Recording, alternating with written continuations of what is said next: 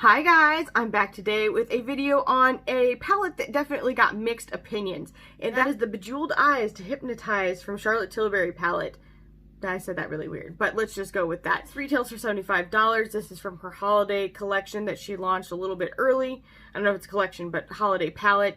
You can see this looks like a kind of galvanized metal look. I really like the aesthetic of this. I'm super into this.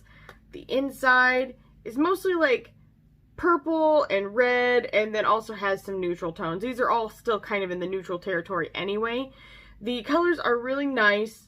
This is the second time I've done my intro because I wanted to do a second look with it before posting this video, because when I did the swatches yesterday, I wasn't super impressed with the way some of the mattes were going. Because for me, Charlotte Tilbury usually has some really great matte shades. And usually her metallic shades can be a little on the lackluster side. So the metallics were pretty darn good in this palette, but I was curious what was going on with the matte shades when I was swatching them, because they were coming across very patchy and just not...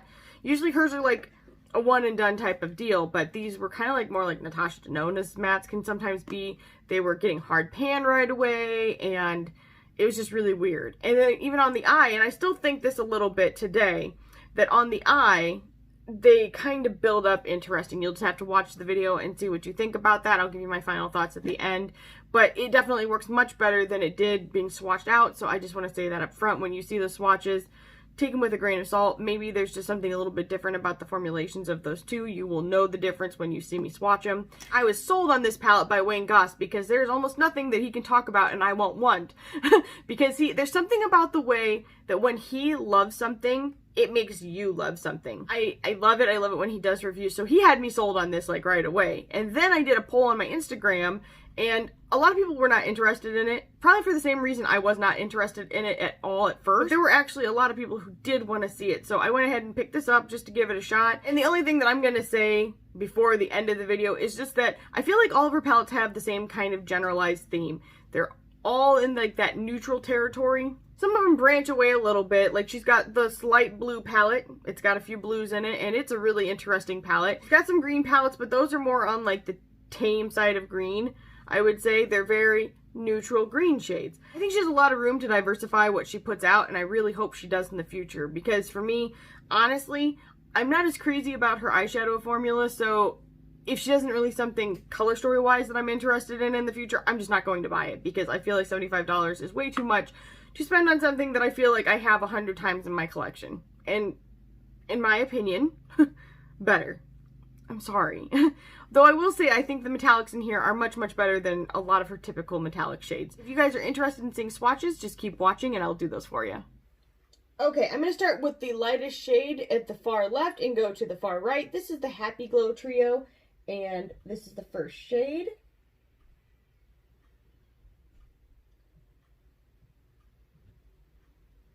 This is a very pretty gold shade. It's more of an orange gold rather than a gold.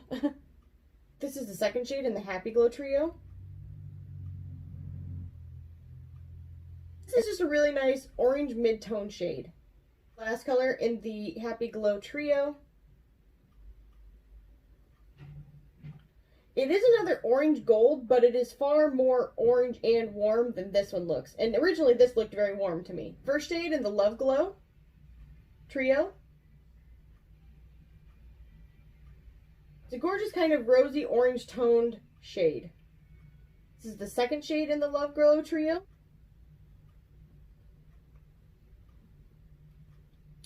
And this is kind of just like a deeper version and a more red version of the first shade. Third shade in the Love Glow Trio.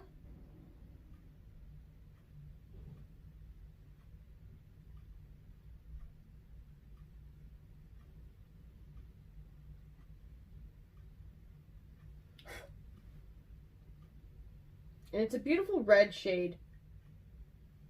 However, I'm going to say that this was the weirdest matte I've used of hers. This actually felt more like using a Natasha Denona matte than a Charlotte Tilbury. What I mean by that is, it's not easily picked up with your fingers. It's much easier with a brush, which is strange for Charlotte Tilbury. First shade in the Dream Glow Trio. And this is a very peachy kind of luminescent shade. It does have a bit of a purple tint to it as well. Shade in the Dream Glow Trio.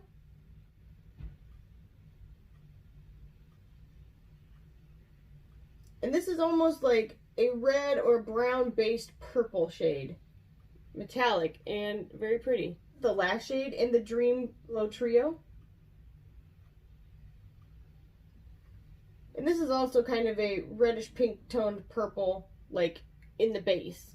This is the first shade in the Seduce Glow Trio. This is just a beautiful tan bronze. This is the second shade in the Seduce Glow Trio.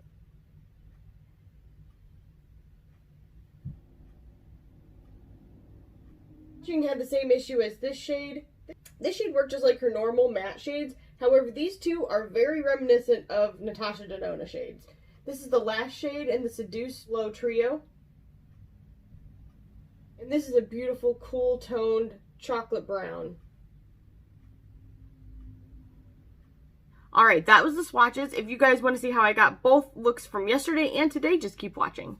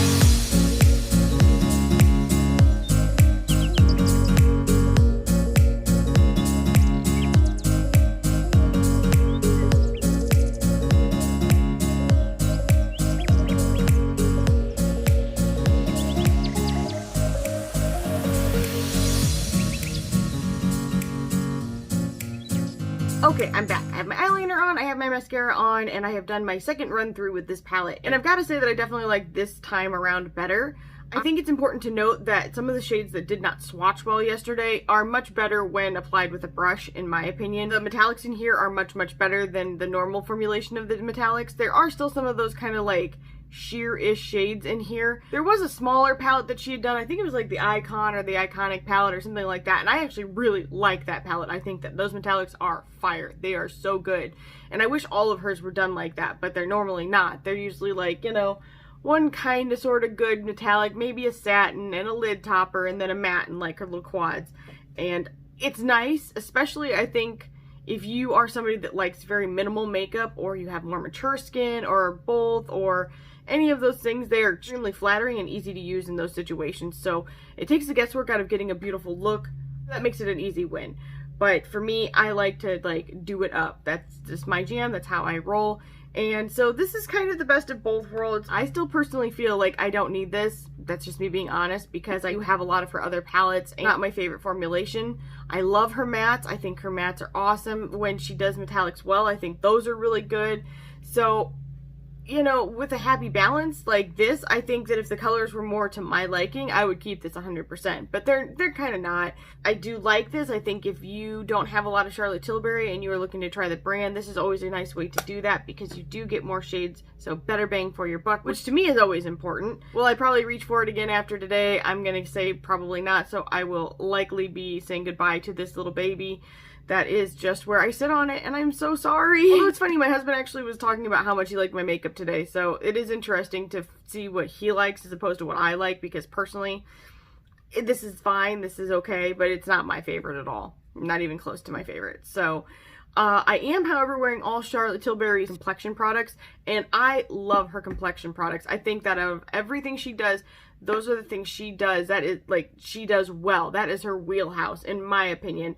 I like the color of her lipsticks, but I don't like the formulation of them. Like, today I've got the color Stoned Rose over one of my Ronvier Villamil lip glosses, because I feel like the lip glosses are really nice at, like, filling in the lines of my lips.